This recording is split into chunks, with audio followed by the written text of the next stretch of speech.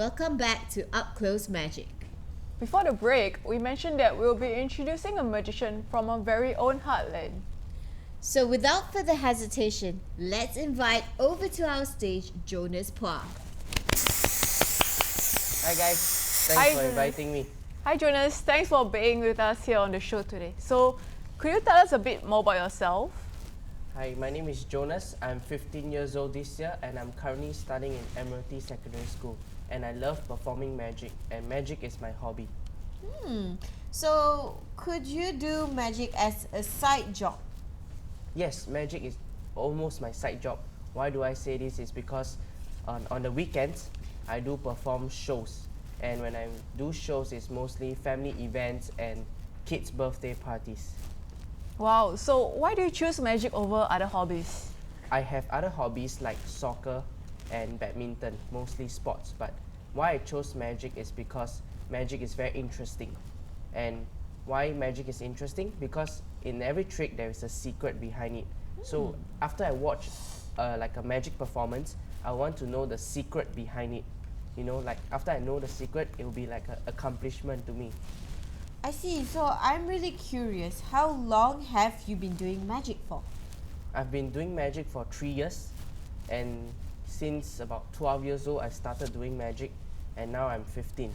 Wow, so do you intend to make it as a career one day?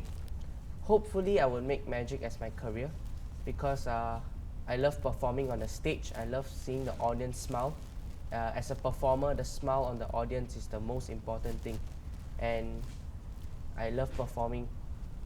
I see. So when you were learning magic, right? Were there any difficulties while you were learning it? There were many difficulties, like let's say because when I first started out, I don't know where is the magic shop that I can get my resources like my books, DVDs. But after when I do more magic, I know a lot of magicians from Singapore, so I went to talk to them and they recommend me some magic shops to go to, and I get my books from there. So after I get my books, I will learn my magic tricks from there. I see. So have you ever performed for the public before? Yes, I perform for the public. I do a lot of street magic in shopping malls, outside schools, and mostly, street magic. Street magic, why I like street magic is because when I learn something new, I will take it to the streets. Because if let's say I make a mistake, right, nobody will laugh at me. I mean, the audience might laugh at me, but it's just like a practice. I will take it as a practice session. Okay. That is awesome, Jonas. Before we carry on our interview, we have a video of Jonas performing magic on the streets. Let's take a look.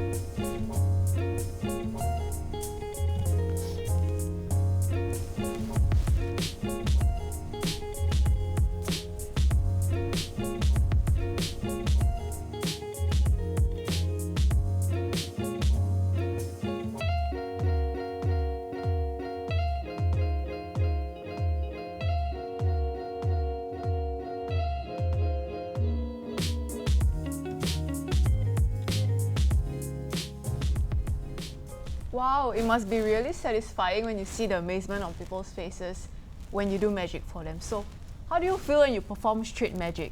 I feel very, when I first approach the audience, I feel nervous. You know why? Because sometimes they are in groups and sometimes they are alone or maybe in twos.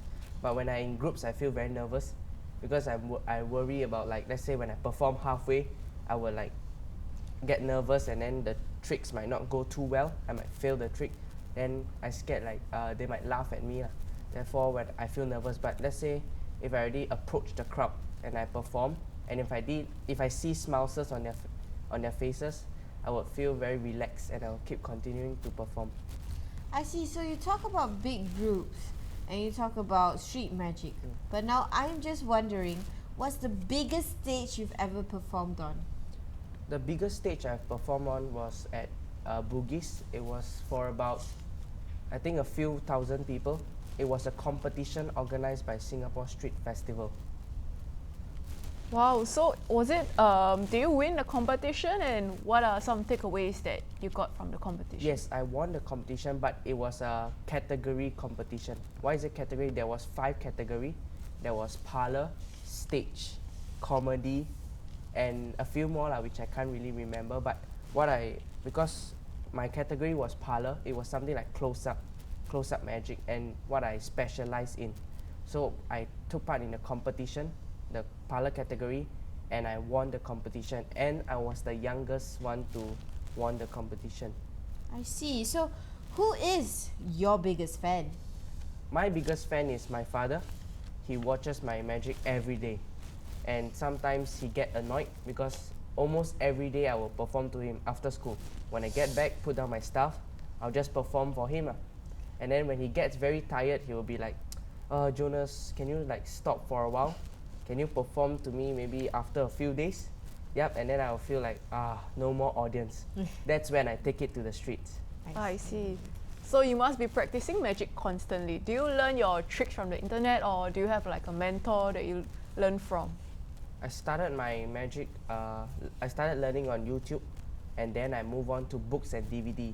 Because on books and DVDs, they teach you the theory and the secret behind it.